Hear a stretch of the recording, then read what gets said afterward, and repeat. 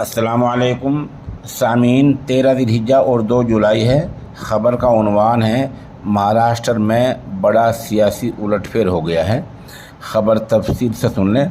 महाराष्ट्र में एनसीपी यानी national Congress party जो शरद पवार की पार्टी है, आज पार्टी पूरी तरह टूट गई है।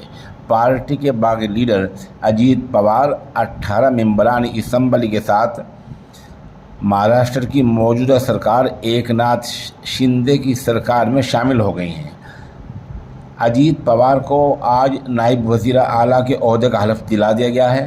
पता चल रहा है कि इस पार्टी के 9 एमएलए भी हल्फ ले रहे हैं।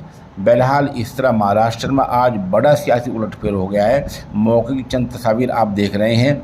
इनमें अजीत पवार नायब वज़ीर आला का हल्फ ले रहे हैं। मतलब ये कि एनसीपी से बगावत करके सरकार में शामिल होने वाले अजीत पवार को मुंबई का नायब वज़ीर आला बना दिया गया है और इस तरह शरद पवार की पार्टी पूरी तरह टूट कर रह गई है। अब देखिए और आगे आगे होता क्या है।